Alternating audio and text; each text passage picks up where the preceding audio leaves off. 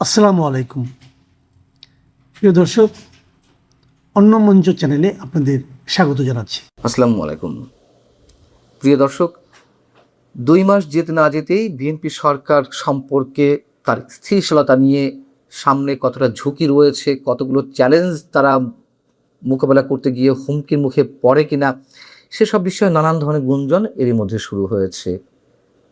সেই জায়গা থেকে আইসিজি ইন্টারন্যাশনাল ক্রাইসিস গ্রুপ একটি প্রতিবেদন প্রকাশ করেছে। বিএনপি সরকারের সামনে যে কঠিন পথ, সেইগুলো সম্পর্কে নানান বিষয়ে নির্দেশ করে কিভাবে চ্যালেঞ্জগুলো মোকাবেলা করতে পারে, না পারলে কতটা ঝুঁকির মুখে পড়তে যাচ্ছে, তারা সেসব বিষয়ে ইঙ্গিত দিয়েছে।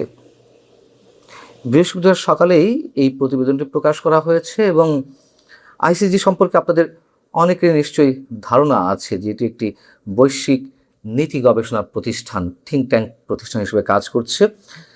তারা শুরুতেই বলার চেষ্টা করছে যে বড় সমর্থন ভিত্তি বিবেচনায় আওয়ামী লীগকে স্থায়ীভাবে রাজনীতির বাইরে রাখাটা কোনোভাবেই বাস্তবসম্মত হবে না।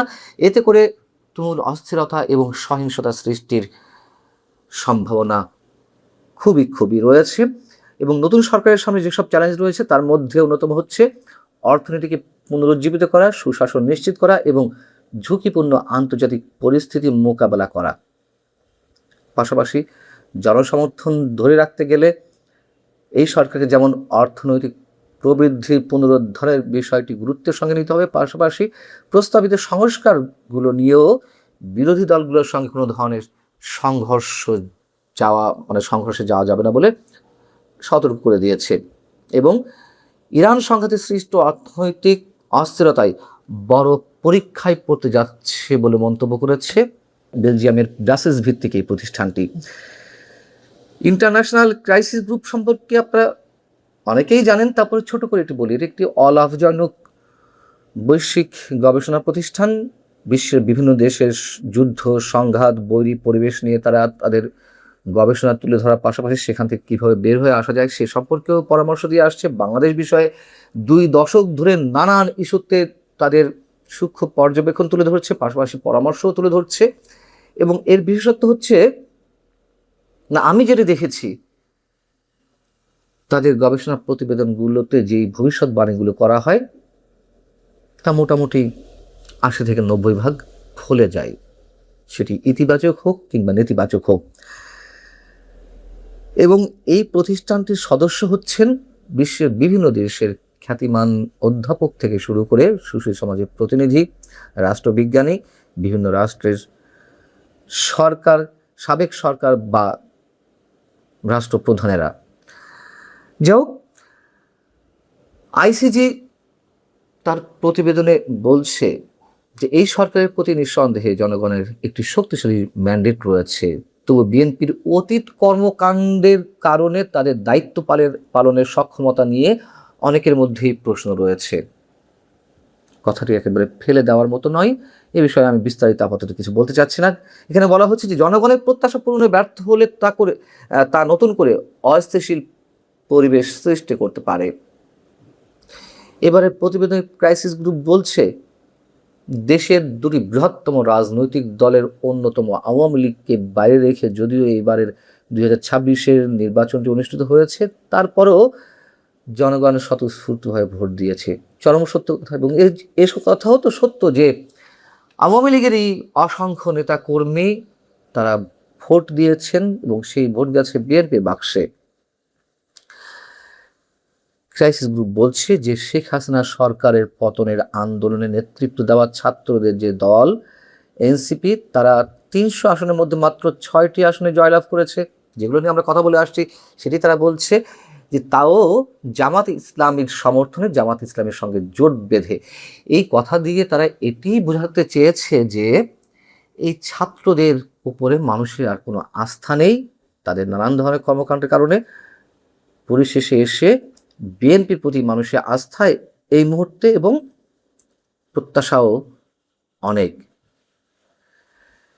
বর্তমান সরকারের প্রধান চ্যালেঞ্জ হলো আগামী দিনগুলোর জন্য অর্থনীতিকে সঠিক পথে রাখা। ইরানের সংঘাতের কারণে যে জ্বালানির সংকট, জ্বালানির দাম বৃদ্ধি এবং বাণিজ্য ব্যাহত হওয়ার বিষয়টি দেখা দিয়েছে। তাতে করে বৈদেশিক রিজার্ভ কমে যাওয়া, জিডিপি প্রবৃদ্ধি হ্রাস হওয়া এবং মূল্যস্ফীতি বেড়ে যাওয়ার আশঙ্কা রয়েছে। এখানে আশঙ্কার কথাটা আমি বলবো যে এটি তো বাস্তবে ফলবে, আর আশঙ্কা নয়, আমরা দেখতে পাচ্ছি। এবং খোদ বিএনপি সরকারের অর্থ উপদেষ্টা রাশেদ আল তিতুমির তিনি তো বলেই রেখেছেন যে খুব শীঘ্রই দারিদ্রতা বাড়বে। ওয়ার্ল্ড ব্যাংক, IMF তো বলে আসছে। সেই জায়গা থেকে বাংলাদেশের মানুষের জীবনযাত্রা আরো কঠিন হয়ে পড়বে। প্রশাসনিক সংস্কারে বাড়তি উদ্যোগ নিতে হবে, বিশেষ করে দুর্নীতি মোকাবেলা এবং আইনের শাসন সুরক্ষিত করতে হবে। আওয়ামী লীগের ভবিষ্যৎ নিয়ে ইন্টারন্যাশনাল ক্রাইসিস গ্রুপ তার প্রতিবেদনে বলছে, নতুন সরকারের সামনে সবচেয়ে জটিল রাজনৈতিক প্রশ্নগুলোর একটি হলো আওয়ামী লীগের ভবিষ্যৎ। তাদের রাজনৈতিক কার্যক্রমের উপরে দেওয়া নিষেধাজ্ঞা বহাল রাখা প্রলোভনের বিষয় হতে পারে। প্রলোভন মানে কি? যে সামনে এখন নানামুখী সংকট, প্রধান প্রতিদ্বন্দ্বী আওয়ামী লীগকে রাজপথে নামতে দিয়ে কিংবা রাজনীতি করার সুযোগ দিয়ে হয়তো কেন সংকটের মধ্যে পড়বো, এরকম একটি লোভ থাকতে পারে। যেহেতু অস্ত্র এখন সরকারের হাতে, আইন কানুন সব তাদের হাতে, অতএব খুব সহজে না আসতে দিলেও চলবে। মানে আইসিজি যেটি বলছে, এবং কারণটি তারা নিজেদের মতো ব্যাখ্যা করেছে, যেটি বাস্তবতা, যে কারণ আওয়ামী লীগই বিএনপির সবচেয়ে বড় বিরোধী দল। তাছাড়া হাসিনা সরকারের সময় তাদের সঙ্গে যে আচরণ করা হয়েছে বিএনপির নেতাকর্মীদের প্রতি, সে কারণে এই দলের অসংখ্য নেতাকর্মীর মধ্যে ক্ষোভ রয়েছে। কিন্তু যত যাই হোক, আওয়ামী লীগের বড় সমর্থন ভিত্তিক একটি আওয়ামী লীগ একটি বড় সমর্থন ভিত্তিক দল হওয়ায় এটিকে স্থায়ীভাবে যদি রাজনীতির বাইরে রাখা হয়, সেটি কোনোভাবেই গ্রহণযোগ্য নয়, বাস্তবসম্মত নয়, বরং এতে অস্থিরতা এবং সহিংসতার ঝুঁকি ক্রমশ বাড়বে।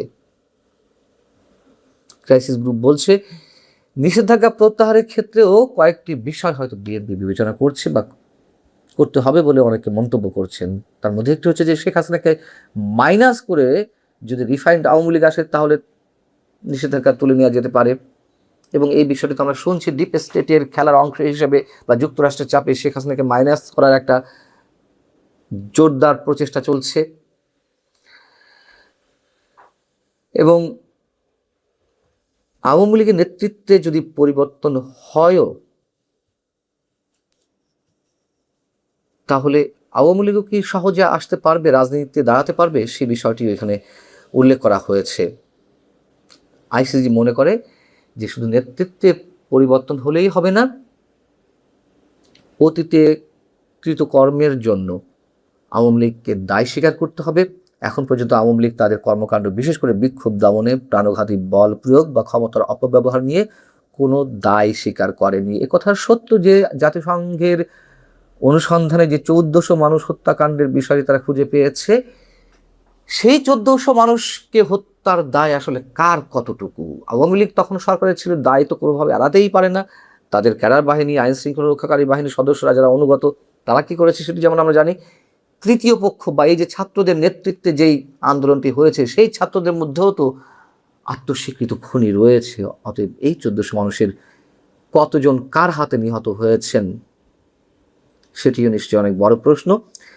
সবকিছু ছাপিয়ে ক্রাইসিস গ্রুপ বলছে যে বিএনপি সরকারের উচিত আওয়ামী লীগের সদস্য এবং যে অসংখ্য নেতা কর্মীদেরকে নির্বিচারে মাসের পর মাস আটক রাখা হয়েছে, অসংখ্য মামলা দেওয়া হয়েছে তাদের নামে, এগুলো পুনর্বিবেচনা করা উচিত।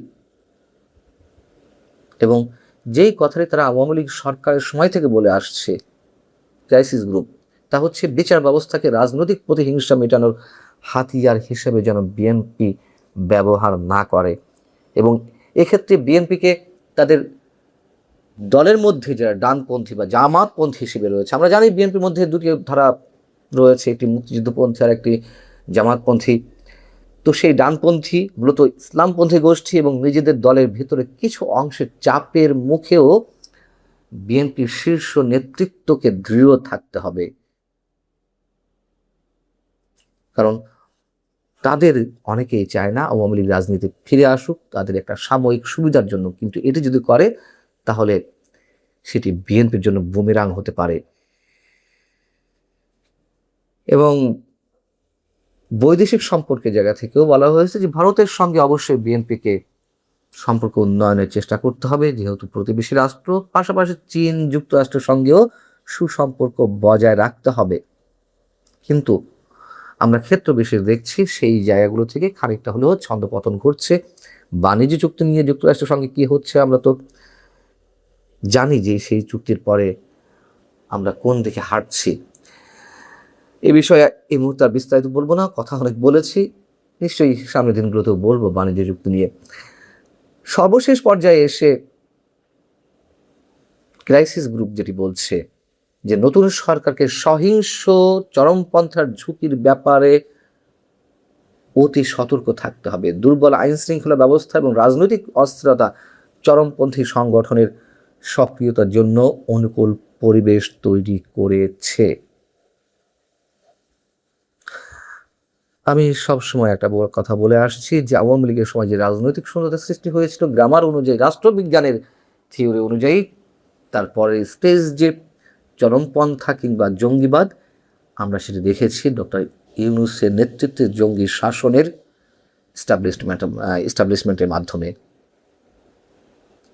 অতএব এখনও যদি রাজনৈতিক শূন্যতা সৃষ্টি হয় ঠিক আওয়ামী স্টাইলে বিএনপির মাধ্যমে, তাহলে নিশ্চিতভাবেই ডক্টর মোহাম্মদ ইউনূসের জঙ্গি সরকারের চেয়েও আরও ভয়ঙ্কর কোনো শক্তি অপেক্ষা করছে আমাদের সামনে।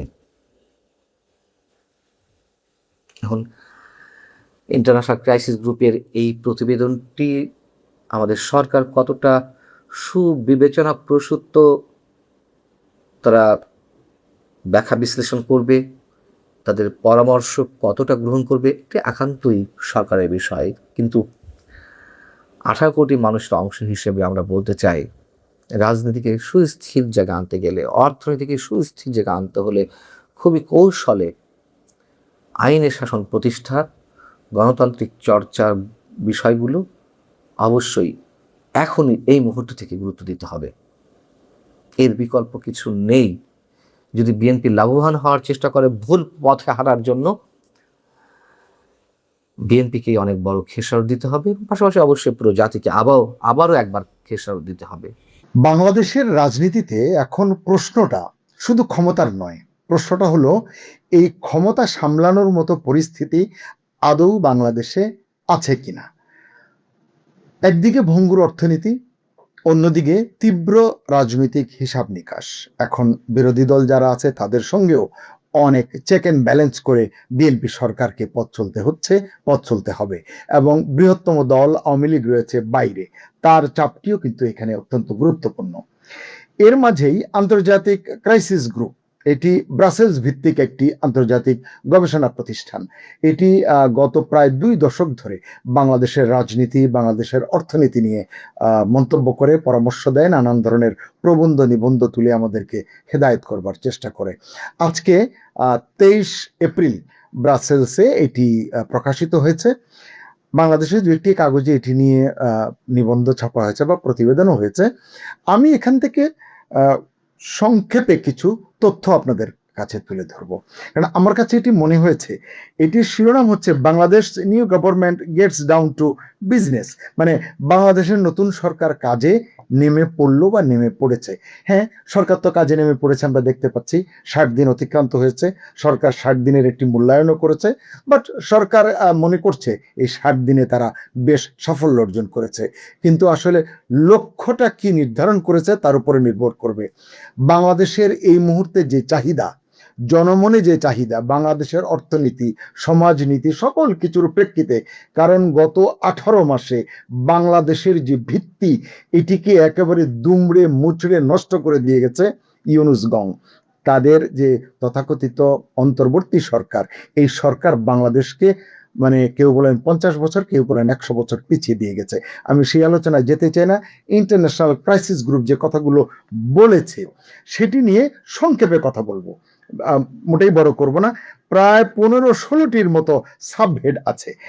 এগুলো হচ্ছে এরকম: overview, after the uprising, A mixed record, আমি বাংলায় বলি যে সারাংশ, অভ্যুত্থানের পর মিশ্র রেকর্ড, নির্বাচিত সরকারের প্রত্যাবর্তন যেটা ফেব্রুয়ারিতে ঘটেছে, ভোটের উৎসব, এই ভোটকে তারা সেভাবেই দেখেছে, বিএনপির সুস্পষ্ট সংখ্যাগরিষ্ঠতা, ক্ষমতা হস্তান্তর, আন্তর্জাতিক প্রতিক্রিয়া, ভবিষ্যতের চ্যালেঞ্জ সমূহ, অর্থনৈতিক প্রবৃদ্ধি, এই জায়গায় দুটো চারটে কথা আছে, রাজনৈতিক সংস্কার, জননিরাপত্তা ও বিচার, অধিকার ও মীমাংসা, সামাজিক পরিবর্তন ও লিঙ্গি ও রাজনীতি, পররাষ্ট্রনীতি, উপসংহার, এইভাবে তারা সাজিয়েছে বেশ বড় সড়ো।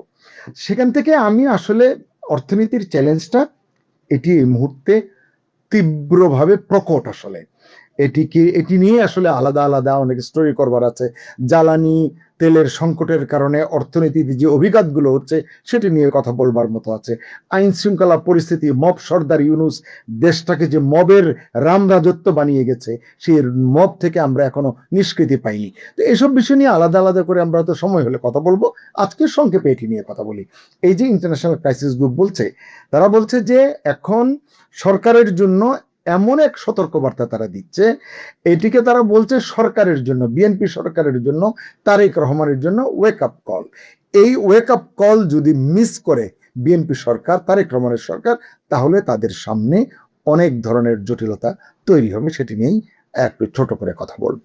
আসসালামু আলাইকুম, স্বাগত লিস্ট নিউজে। সম্মানিত দর্শক, শুনছিলেন আমি হড়বড় করে কিছু কথা বললাম।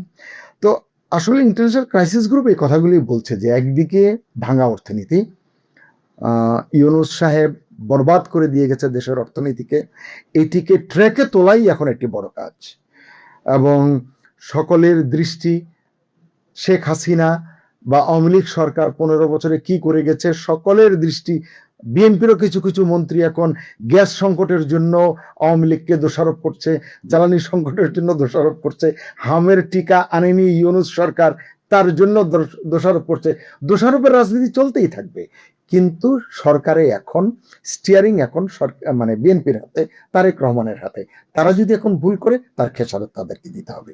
এ কারণেই ক্রাইসিস গ্রুপকে বলছে একদিকে ভাঙা অর্থনীতি, অন্যদিকে রাজনৈতিক টানাপোড়েন। আমরা দেখছি এই 60 দিন বয়সী বা 2 মাস বয়সী সরকারে তার বিরোধী দল জামাতে ইসলাম এবং তার যারা সাথীরা আছে সকলে মিলে সরকারকে কি পরিমাণ টক্কর দিচ্ছে। দু একজন স্বতন্ত্র সংসদ সদস্য, আমি ব্যারিস্টার রুমি ফারহানার কথা বলতে পারি, তিনি একা যেভাবে সরকারকে মানে সার্বক্ষণিকভাবে মানে রোস্ট করছেন, এটি সরকার কিভাবে মোকাবিলা করবে সেটি সামনের দিনগুলোতে আমরা আসলে বুঝতে পারবো। তো ক্রাইসিস গ্রুপ বলছে এই টানাপোড়েন আর এই যে অর্থনীতির ভঙ্গুর অর্থনীতি, এর মাঝখানে পড়ে গেছে বিএনপি সরকার। এই কারণেই প্রশ্ন একটাই, বিএনপি কি সত্যিই এই দুই বড় সংকট একসাথে সামলাতে পারবে? ক্রাইসিস গ্রুপ এই প্রশ্নটি তুলেছে। তারা বলছে যে সামনের পথ মোটেই সহজ নয়, উল্টো বলছে যে এটি অত্যন্ত কঠিন সামনের পথটি। কারণ সরকার যদি এটি বুঝতে না পারে, প্রপারলি অ্যাড্রেস করতে না পারে, তাহলে হবে না। এক জায়গায় পারলো, আরেক জায়গায় পারলো, তাহলে কিন্তু হবে না। দুই ফ্রন্টে, বিশেষ করে এই যে দুটি নিয়ে কথা বলছি, অর্থনীতি এবং রাজনীতি, এই দুই ফ্রন্টে কোথাও যদি সিদ্ধান্ত নিতে ভুল হয়, দেশ আবারও অস্থিরতার দিকে যেতে পারে। এটি ইন্টারন্যাশনাল ক্রাইসিস গ্রুপ বর্তমান সরকারকে সতর্ক করেছে। এই প্রতিবেদনে বলা হয়েছে বৈশ্বিক পরিস্থিতি, বিশেষ করে মধ্যপ্রাচ্যের সংঘাত এবং জ্বালানি বাজারের অস্থিরতা বাংলাদেশের উপর সরাসরি চাপ সৃষ্টি করেছে। এটা আরো অনেক দিন আমাদেরকে বয়ে বেড়াতে হবে, এটা সময়ের সাথে সাথে আরো তীব্র হবে। এখন থেকেই যদি আমরা প্রিকশনটা না নিই, সংশোধনের জায়গায় হাত না দিই, কাজ না করে এই সরকার, তাহলে সরকারের জন্য চ্যালেঞ্জগুলো জটিল হয়ে যাবে।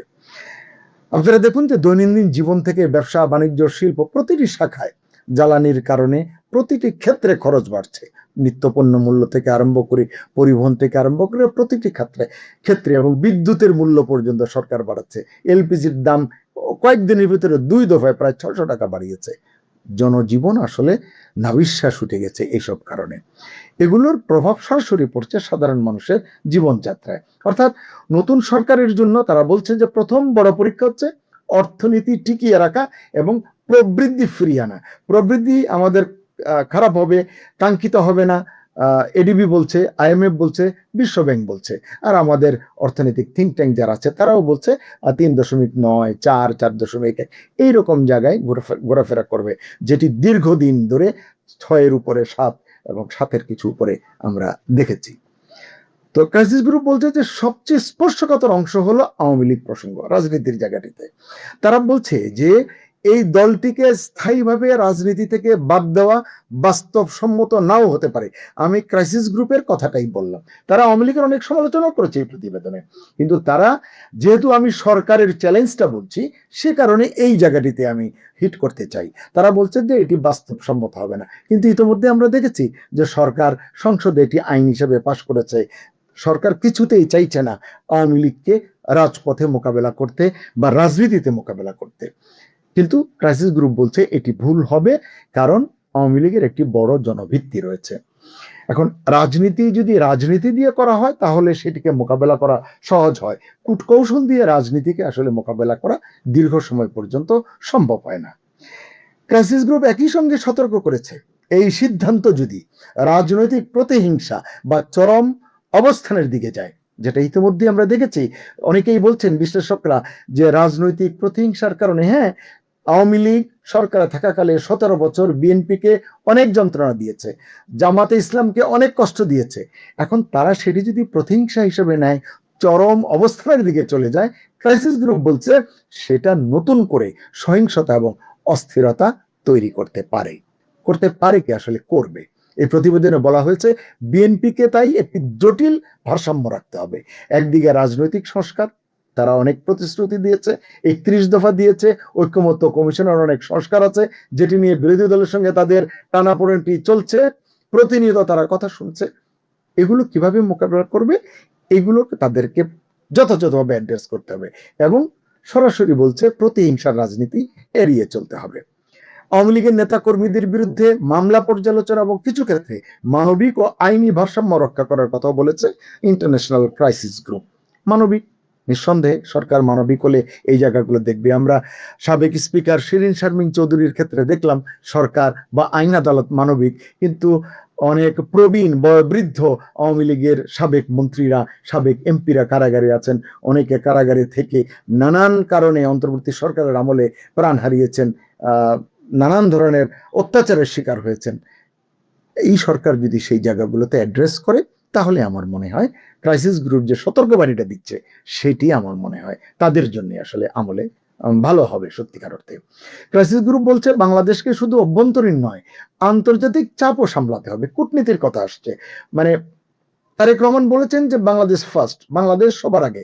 হ্যাঁ, আমরাও চাই বাংলাদেশ সবার আগে। বাংলাদেশকে সবার আগে রাখবার জন্য বিশ্বের সঙ্গে, গ্লোবালাইজেশনের যুগে সকলের সঙ্গে ভারসাম্যপূর্ণ সম্পর্ক রাখতে হবে। কারো সঙ্গে বুকে বুকে সম্পর্ক, কারো সঙ্গে পিঠে পিঠে সম্পর্ক, সেটা দিয়ে কিন্তু এই জমানায় পার পাওয়া যাবে না। ক্রাইসিস গ্রুপ স্পষ্ট করে বলেছে ভারত, চীন, যুক্তরাষ্ট্র সবার সঙ্গে সম্পর্ক ভারসাম্যপূর্ণ রাখতে হবে বা রাখার দিকে গুরুত্ব দিয়েছে তারা। মধ্যপ্রাচ্য সংকটের প্রসঙ্গটা আবারও তুলেছে, বলছে জ্বালানি নিরাপত্তা নিশ্চিত করা, এই যে ভারসাম্যের যে রাজনীতি করতে হবে, কূটনীতি করতে হবে, সেই জায়গায় এই ইস্যুগুলো অত্যন্ত গুরুত্বপূর্ণ। নয়তো কি হবে, এই সব কিছু মিলিয়ে পরিস্থিতি জটিল হয়ে উঠতে পারে। এবং বলছে যে সব মিলিয়ে ক্রাইসিস গ্রুপের বার্তাটা আপনারা শুনুন। বলছে যে এই সময়টা কোনো সাধারণ শাসনকাল নয়। তারেক রহমানের জন্য, বিএনপির জন্য 17-18 বছর পরে তারা ক্ষমতায় এসছে, বলছে তাদের জন্য এই সময়টা কোনো সাধারণ শাসনকাল নয়, এটা এক ধরনের পরীক্ষার সময়। তাহলে এই পরীক্ষায় পাশের ব্যাপার আছে, ফেলের ব্যাপার আছে।